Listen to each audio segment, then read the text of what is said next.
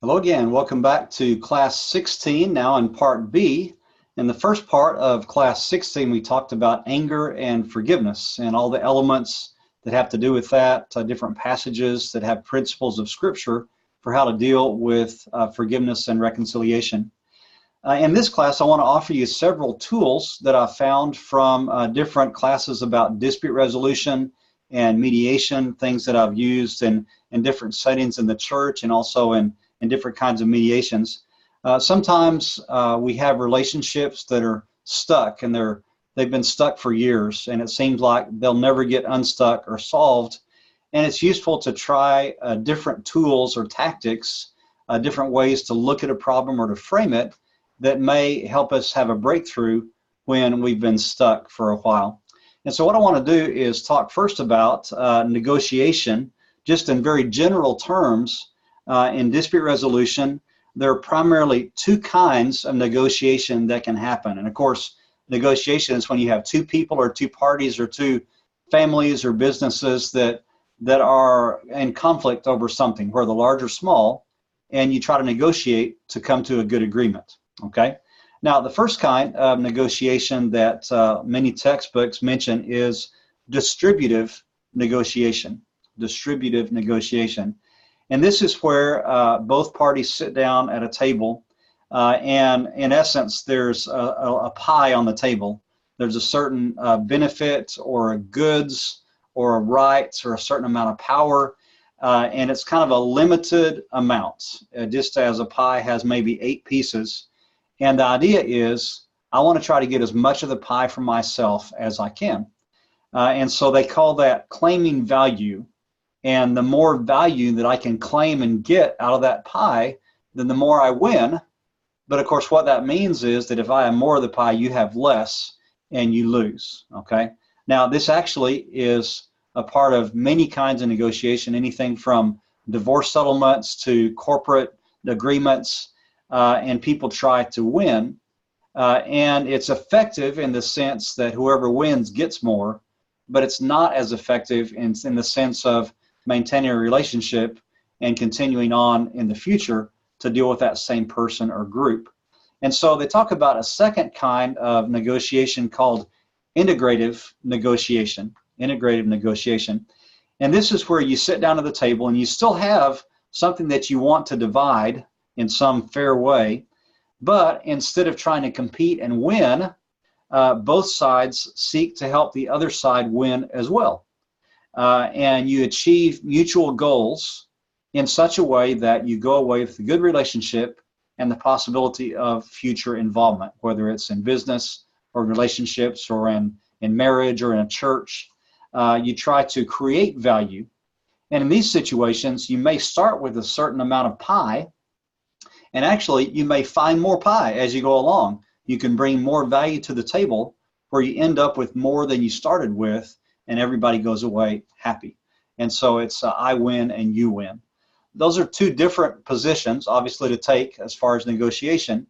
And in the context of the Bible and the church and good relationships, obviously we prefer the second kind, where you seek the best of the other person, just as Paul mentions in Philippians 2, for example, seek the best of others above yourselves. Put other people first, just like Jesus did when he came down and emptied himself and took the lowest position possible and even died to serve us, creating value that way. So we want to focus on different ways that we can do that. One model that is used a lot in dispute resolution is what's called the dual interest model. There's different names. But basically, again, you have two parties at the table. And in this case, in this diagram, I'll have the I position in yellow and you in white. Okay. And this basically works off the two axes here. One axis has to do with a concern for yourself, what you personally want, your goals, your interests, the topics you want to talk about and address. And the other axis has to do with other people and what they want, their goals, their interests, their needs. And so the whole negotiation is a balance between the two axes and how you can arrive at a good solution. Now, in this model, they identify 5 different kinds of positions or strategies that you can take on any issue. Okay, for example, they have one is to avoid the conflict, just to do nothing at all. Now, there are certain situations where this could be useful. If the conflict is really, really small, if it's not worth it to get in an argument about it or worth it to take the time to resolve something really small, if it's something that can be easily adjusted for, then avoiding may occasionally be a good solution. And especially when relationships, when there's maybe daily little brushes, little irritants, it may be that you look at one of those and say, that's not exactly right or good, but it's not a big deal. It's not worth arguing about or fighting about, so I'm just going to ignore it. And often that helps it go away and helps us have a more equal attitude about things. But in general, if the conflict is more serious and relationships are really damaged and interests are compromised, then really avoiding is almost never a good solution because nothing good comes out of it. So the second strategy or position would be to compete. And this is kind of like the distributive negotiation where I claim value and I try to win and you lose. And so again, yellow would be my position. I win along my concern for self axis. And so I get what I want, but in the process, you don't. And so you lose. So that's good if you don't care about what happens in the future, but not so good if you want a relationship with the other person in the future. So you have a third strategy, which is to compromise, where both people lose and win. And so you gain something that you want. Each person gains something, but you also don't get everything that you want. And so in the sense that you gain something, it's better than competing because both win, but at the same time, both also lose. And if possible, you want to avoid both of the people losing. So compromise is better than the first two, but still not ideal. Then you have the fourth strategy talking about yielding. And this is when I choose to lose because I value the relationship more than this particular interest of mine. It may be something that really is not that important, or that's kind of important, but it's way more important for you. And so I'll let you win on this. And so at the end of this, you still have a good relationship, but you sacrifice something. Okay. Now this can be very useful. And again, you see this in like Romans 14, when it's talking about matters of opinion and how we're supposed to treat a weaker brother or sister in Christ. The idea is that I choose to lose, even if I know that I'm right, because the relationship is more important. And Paul says, I don't want anything that I eat or drink to put the salvation of my brother or sister in jeopardy. And so I won't eat meat ever again if it means that it's going to offend somebody and make them lose their salvation. And so that's an admirable attitude. And I think all of us are called to choose to lose or to cede or yield at times. The time when this is not very helpful is when the same person or group always wins and the other people always lose. And you see this sometimes in marriages where the wife always gives in to the husband because she doesn't want there to be strife in the family. She doesn't like the effect it has on the kids. And so in order to not have strife, then she gives in. And after a while, the husband knows then he can get away with anything he wants because she'll cave eventually. Now, obviously, that could happen the other way around, where the wife always wins and the husband always loses. What I'm saying is that's not a healthy model when it's always one winning and always the other losing. So though this strategy does have its certain time and benefit, it's still not the best strategy. And so the fifth strategy comes with collaboration. And this is where it's a win-win, where we pretty much get what we need and what we want, and both sides get it. This is the integrative negotiation where you create value, where you add more to the pie, and you find ways to maintain the relationship and also achieve each side's goals. And so obviously you want a collaborate solution if you can have it. It's not always possible to have it, and in that case, one of these other strategies may be necessary. But surprisingly often, there are situations where you can find a collaborative solution and everyone is stronger for the future of the relationship. So that's one useful model to look at, even if it's just a way that we can diagnose how we usually interact with other people, because we tend to favor one of these. Some people tend to compete all the time. Some people tend to avoid all the time. Some yield all the time. And then some people do try to seek the best all the time. But it's a way that we can diagnose what's happening in a relationship or in a conflict, and it'll help us be more honest about it. Now, there's another model that's useful here, another diagram, and this talks about when you have, say, a certain issue that you're trying to resolve. And so as you come to the issue and there's a disagreement, then each side takes a certain position. So you have the position here at the top of the triangle on both sides, and the positions are not in agreement. They're butting heads, so to speak. There's distance between the two parties. And so the idea is, can you close this gap and find an agreement? Okay. Now, if we were to imagine these two triangles as icebergs, and we drew the level of the sea right here under positions, right here, then we'd see that what people's positions on a certain issue are really the smallest part of what is actually going on in the situation. And so we do what's called going below the line, and you try to find out what's with the rest of the iceberg. What is happening beneath the surface, what's happening in the people's minds and hearts, and you start to see what else is pushing or producing the positions that they have. And so below the line, under the surface, you have, for example, the interest of the people. And you can have interests that actually are pretty much in common, but the goal of a good mediator is to find those mutual interests and then work back toward positions where you can get along and find a solution.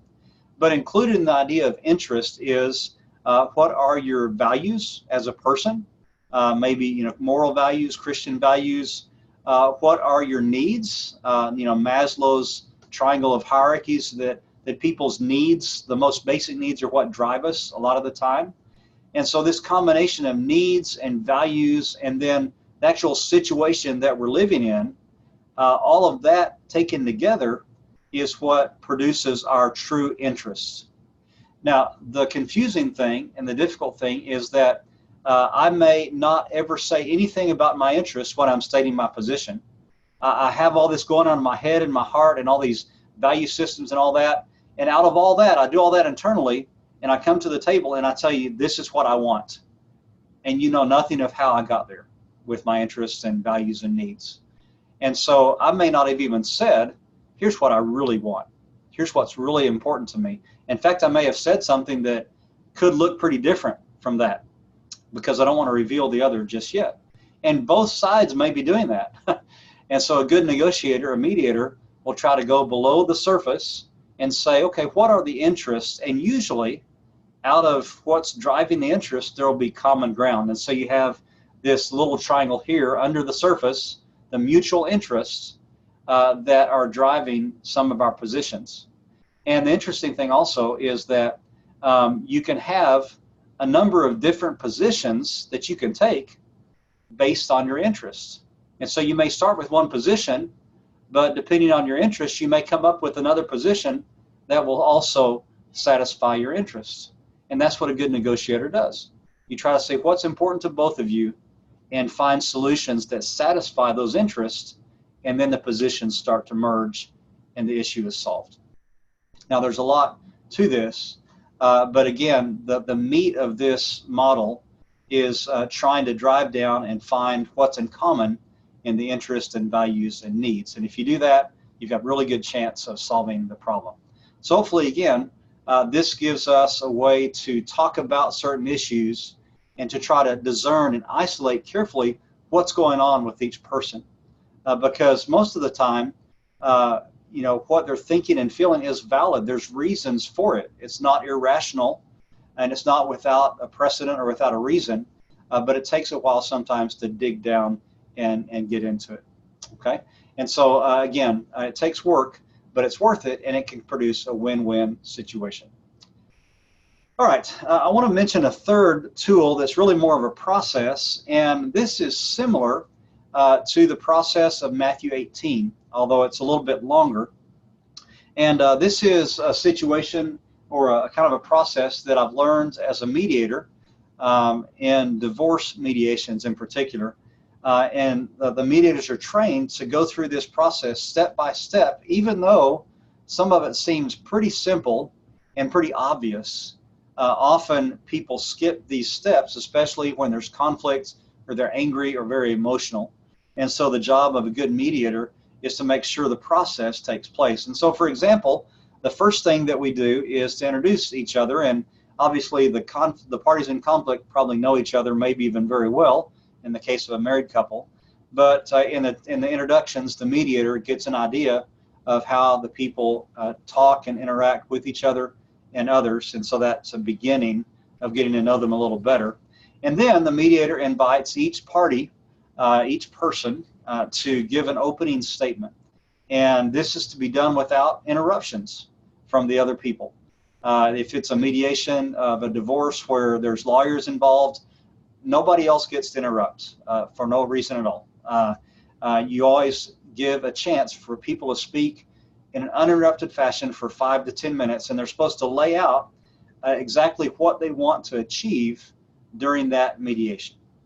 Some people say this is the first time that they've been able to speak without interruption and share exactly what they want and be heard, which is a shame if you think about it. If you've had a long conflict or a long marriage and this is the first time that you've been heard or allowed to speak, that's pretty sad, and yet it happens.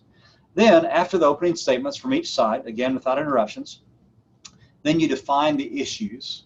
And so you're asking the people, okay, I heard you say in your opening statement this and this and this for what you'd like to achieve. Are these all of the issues that you want to treat in this mediation? And so you go through, and often two things happen. One is there are other issues that didn't come up in the opening statement, and sometimes the issues that didn't come up are actually more important to the people. Maybe they didn't mention them because they're afraid to, or whatever reason, but sometimes this third step will surface the real issues. And there's a saying in counseling that the issue is not the issue. In other words, what the person says at first, what the problem is, may or may not be the real problem when you delve down into the interests and the values and the needs. You may actually dig way down and find the real issue way down, and then that becomes what you treat, okay, where the other issue is just a surface symptom that indicated what the real issue could be. So this third step is important to see if there's other things going on that you don't know about, because otherwise you can try to solve issues all day long and have good solutions, but for some reason the issue is not settled. And this is the reason why, because you're not really treating the issue. Just like if you treat a certain symptom, you may not have actually cured the illness or the disease. The fourth one is connected to number 3. It's when you take then the issues that are on the table and you prioritize the issues. And you say, which of these would you like to treat first? And often they'll agree on what's the most important. If it's a divorce, they'll say, I want the kids to be well taken care of. That's my most important thing. And so you can prioritize. Now, there's 2 ways that mediators work with this. If there's several issues to deal with, sometimes if it's a really difficult situation and they're not agreeing at all, then the mediator will take a really easy issue that's pretty fast to resolve and resolve it first in order to have success early in the mediation. Say, good, we've already solved one issue. Thank you for working on that. And so you go on with a sense of accomplishment to others.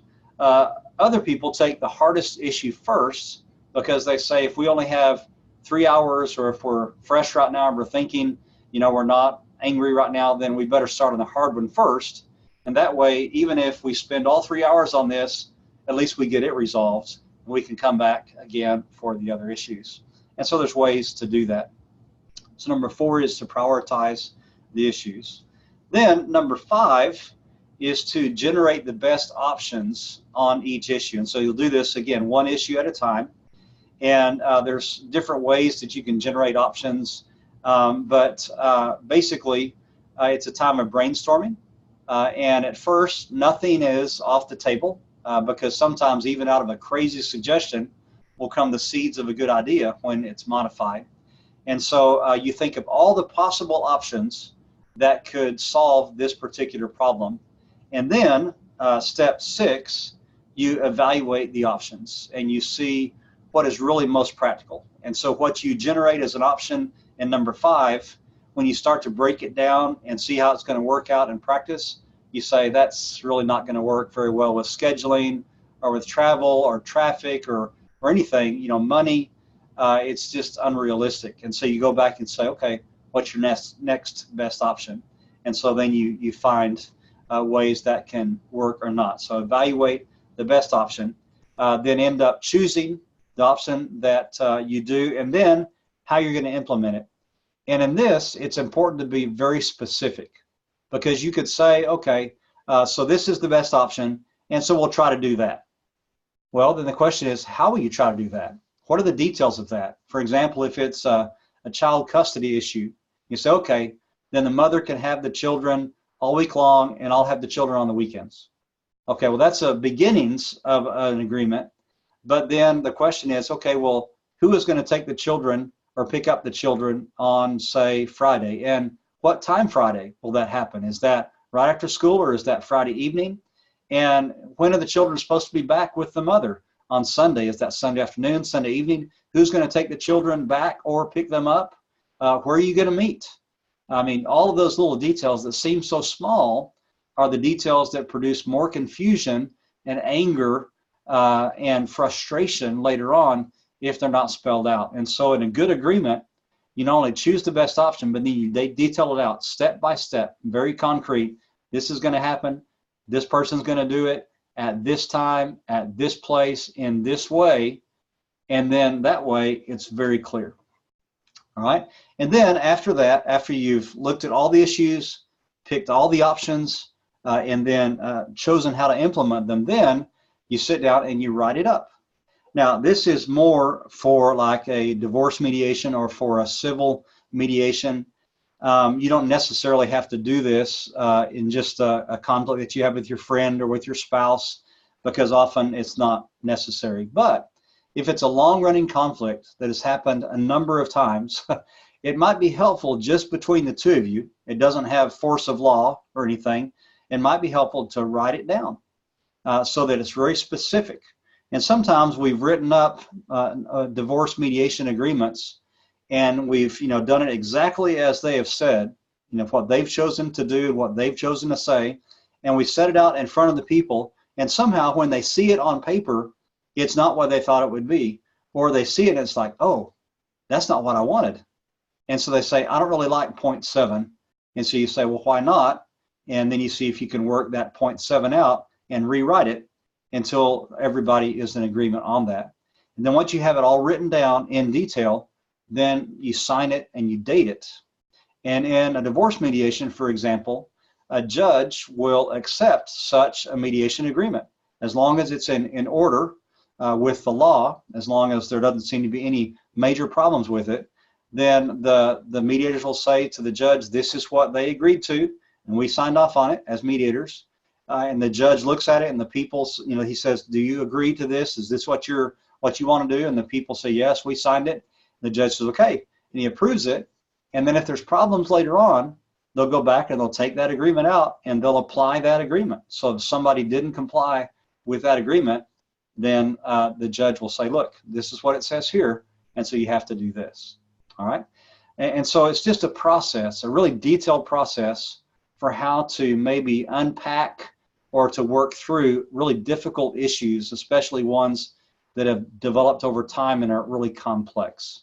You don't have to do this with other kinds of arguments or conflicts in a church setting, but if you're really stuck, sometimes it's helpful to have this really defined process and a mediator or two mediators to help the two sides come to an agreement. Okay, I see this as an extension of step 2 of the process in Matthew 18. If the two people by themselves don't agree, then go and find some other people and bring them in and help them solve that situation. Step 2 is bringing in the mediators. And this is a process that can be used for that.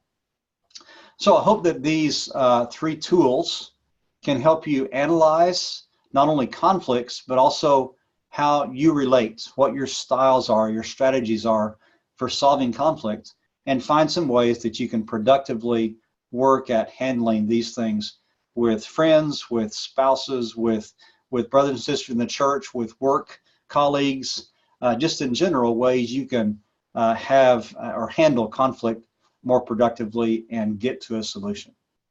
Now, at the end of all this, it would be remiss of me as a minister and as a teacher to not ask this last question, because we could agree on everything that I've said in class 16 and yet walk away and not try to do it. And so I really want to challenge you to look at everything that we've said about what conflict is and how to solve it, and then examine honestly your own life to see, okay, where am I in my relationships? Do I have things that are unresolved? Do I have people I'm still mad at or they're mad at me? Do I have things that have been going on for days or weeks or years? I've known people that for decades have had problems and have been unwilling to solve it. And I want to challenge you to not only identify those, but I want to challenge you to take one of them, maybe the easiest one, and to do something now, like today. Don't let today end without taking the first step to go solve that. Take Matthew 18 process and call somebody on the phone, say, can I sit down and talk with you tomorrow? Write somebody an email and say, this is on my heart. Could we get together and talk? And I'd like to talk to you about this. Begin it today and then follow through. Call the person, do the email, do the appointment, have coffee, do whatever you need. And even if you need other times and other people to go with you, this is worth it. This is worth it. And you'll find that as you begin to resolve these conflicts and live in peace and forgiveness, you'll find your life becoming characterized by joy and peace, the way that God wants you to live. It's a great thing to live in peace, and Jesus' presence and power are going to be more and more with you if you let Jesus do this through you. So I hope this has been helpful to you. God bless you as you try to do this. It's very difficult to do, and yet it's worth it. So God bless you as you go. We'll see you next time.